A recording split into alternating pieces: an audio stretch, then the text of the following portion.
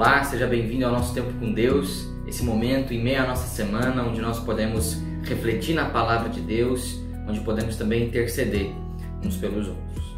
Abra sua Bíblia lá em Romanos, no capítulo 11, nós vamos refletir nos versículos 33 até o verso 36. Romanos 11, 33 a 36.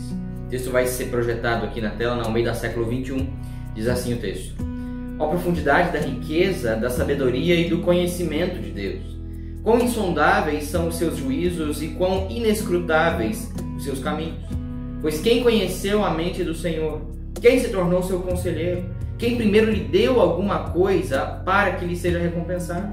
Porque todas as coisas são dele, por ele e para ele. A ele seja a glória eternamente. Amém. Amém. Irmãos, sempre que nós estudamos as doutrinas bíblicas, que nós nos deparamos com o estudo de diversos pontos específicos da teologia, as doutrinas que nós encontramos na Bíblia, ou seja, aquela organização que é feita de diversos textos que falam a respeito de um mesmo tema, de um mesmo assunto, e aí nós estudamos esse assunto e olhamos para todos esses textos, né?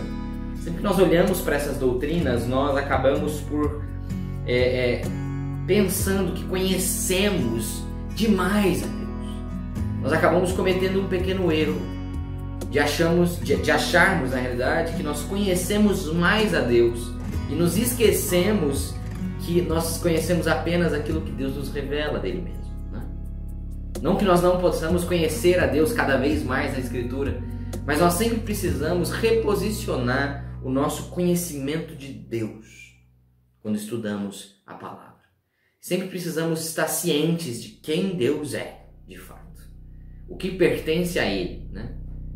Quem Ele é para toda a criação. Nós precisamos sempre nos retornarmos a essa ideia de quem Deus é, esse conhecimento de quem Deus é.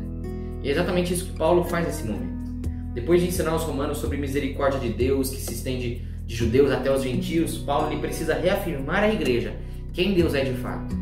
Porque isso sustenta toda a teologia, isso sustenta todas as doutrinas. Se nós perdermos de vista quem Deus é, que Ele é de fato o Criador de todas as coisas, merecedor de toda a glória, nós conseguimos perverter um pouco a doutrina.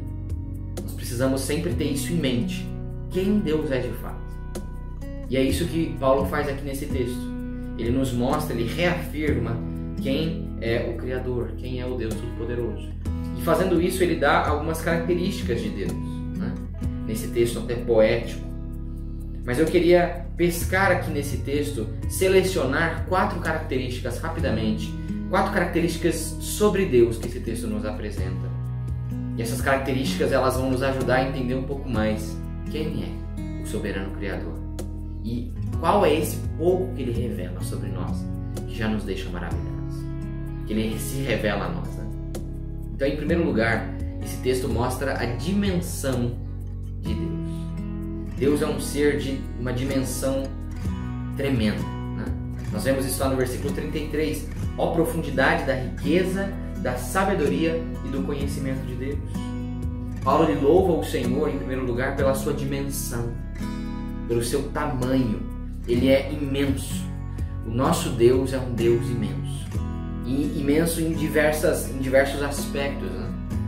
Aqui nesse texto, às vezes nós lemos em algumas versões pensando que ele fala que é uma profundidade de riqueza saber e conhecer de Deus, que é uma riqueza poder saber mais e conhecer a Deus mais, mas não é isso que Paulo está dizendo. O que Paulo está dizendo é que Deus ele possui uma profundidade de riqueza, uma profundidade de sabedoria e uma profundidade de conhecimento. São 3 áreas da vida de quem Deus é, que são imensas, que são profundas, uma profundidade gigantesca e imensurável. Deus é imensamente rico, Ele possui todas as coisas, Ele é o Criador de todas as coisas, Ele é imensamente sábio e Ele é imensamente conhecedor de todas as coisas, né? Essa é uma característica do nosso Deus. Nosso Deus ele é um Deus de uma dimensão imensa. Em segundo lugar, nós vemos esse texto sobre o enredamento de Deus. Nosso Deus ele é um Deus enredado. O que significa isso? Às vezes você nunca viu essa palavra. É uma palavra de pouco uso mesmo, eu não uso essa palavra no meu cotidiano. Só que essa palavra enredamento nos mostra como que as decisões e os juízos de Deus, elas são complexas. Às vezes nós não entendemos esses juízos que Deus tem. Nós não entendemos as decisões que Deus toma. Nós não entendemos muitas vezes o que Deus está fazendo com a criação. Mas porque as decisões e os juízos de Deus são enredados, eles são entrelaçados um no outro. Eles vão formando uma rede, né? É algo complexo para a nossa mente. Nós vemos isso lá na continuação aqui do versículo 33. Quão insondáveis são os seus juízos e quão inescrutáveis os seus caminhos. As decisões que Deus toma muitas vezes nos parecem complexas, nos parecem incompreensíveis, enredadas. Porque o nosso Deus, ele é um ser complexo. Ele está numa complexidade acima da nossa. Esse é um dos motivos pelo qual nós nunca vamos poder definir Deus. Nós nunca vamos poder entender plenamente Deus. Porque Ele é muito mais complexo do que nós mesmos.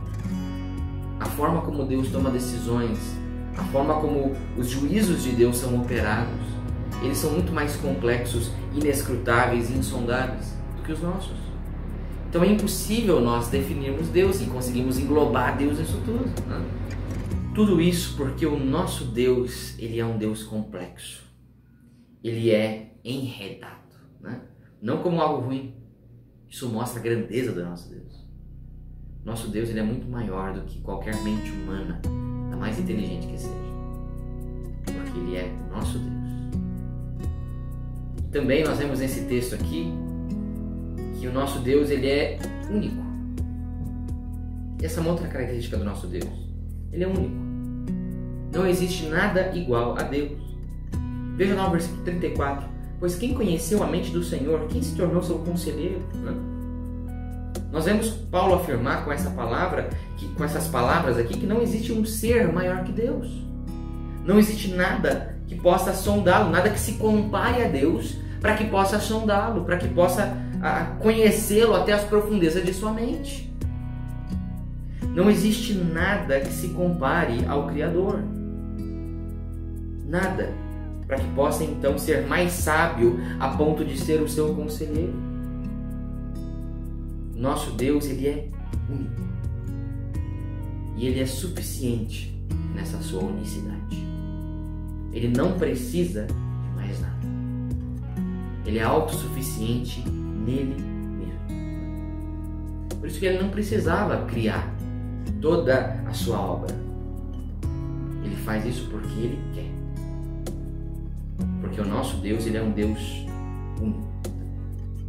E por fim, nós vemos nesse texto aqui que o nosso Deus, ele é soberano. Uma última característica que nós encontramos nesse texto. Se nós examinarmos com mais profundidade, podemos achar mais coisas. Mas nosso Deus também, ele é soberano. Né? Todas as coisas pertencem a ele.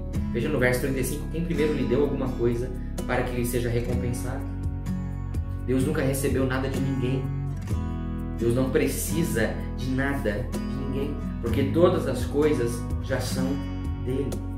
Ele é o soberano sobre todas as coisas e ele não foi simplesmente posto soberano sobre as coisas. Ele é, porque ele criou essas coisas. Deus criou tudo que existe. Por isso ele é soberano sobre tudo isso. E nós vemos também lá no versículo 36, o mais famoso, todas as coisas são dele, por ele e para ele. A ele seja a glória eternamente. Amém.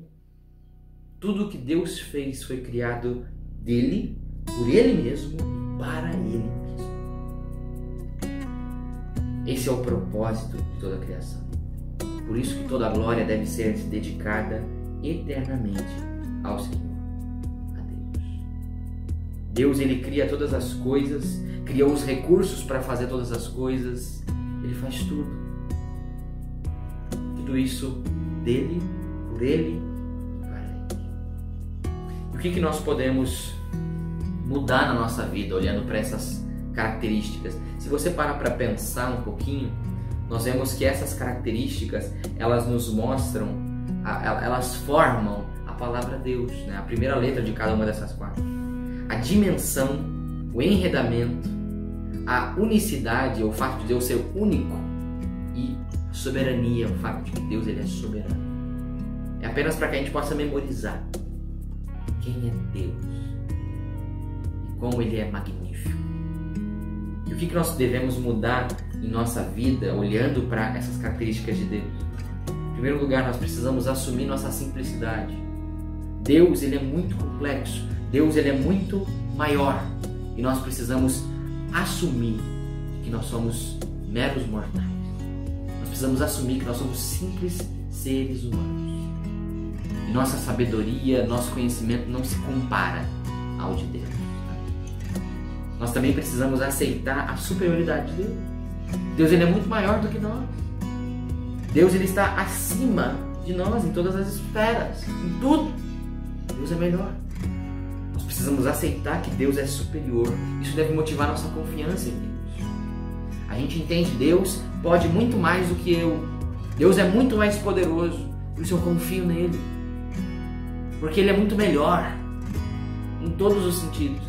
Até aquilo que ele decide, que às vezes eu penso que não é bom para mim hoje, Deus sabe que isso é sim o melhor para mim. Deus, ele é muito superior a todos nós. E uma outra coisa que nós precisamos fazer, primeiro assumir a nossa simplicidade, aceitar a superioridade de Deus e também adorar a Deus com ainda mais fervor. Olhando para quem ele é. Olhando para como Deus ele é imenso, como Deus é magnífico, nós precisamos adorá-lo ainda mais e render toda a glória a Ele eternamente. Possamos fazer isso, olhando para a grandeza, para a magnitude do nosso Deus. Amém? Vamos orar nesse momento? Senhor nosso Deus e Pai, muito obrigado, Deus, por mais um dia. Eu agradeço a Deus porque o Senhor tem cuidado de nós, agradeço a Deus porque o Senhor, apesar de ser um Deus tão majestoso, um Deus de glória tão imensa e tremenda, o Senhor ainda assim se importa conosco, o Senhor ainda assim nos mandou o seu Filho, a Deus, para que possamos ter comunhão com o Senhor novamente. Nós te louvamos por isso, Pai. Pedimos que o Senhor continue cuidando de nós, que o Senhor continue abençoando a sua igreja. É no nome santo de Jesus que eu te peço e te agradeço. Amém. Bom, esse foi o nosso tempo com Deus. Aproveite esses últimos minutos do nosso vídeo para deixar aqui o seu boa noite para as pessoas que estão acompanhando conosco. Aproveite o chat para isso. Também deixe no chat aqui o seu pedido, o seu agradecimento para que possamos orar em breve. Quero destacar aqui alguns pedidos de oração para você interceder. Interceda pela vida da nossa irmã Ivanice, toda a sua família, Jair, Vinícius, Fabrício, todas as irmãs e irmãos que ela tem também. Na última terça-feira, infelizmente, o pai da irmã Ivanice, seu expedito, veio a falecer. Na noite de terça-feira. Foi sepultado na quarta-feira, nós mandamos isso no grupo da igreja, mas ore por essa família, passando por esse tempo de luto. Também interceda pela vida do nosso irmão Nilson, manhinha, está com Covid, não está passando muito bem, tem tido ali altos e baixos, vamos interceder pela vida dele, tem sido muito difícil, vamos orar pela família, pela Leide, pela filha também, Luana, estaremos orando por essa família. Se você tem mais algum pedido, deixa aqui no chat da nossa igreja que nós vamos orar também. Deus abençoe e tenhamos todos uma ótima semana.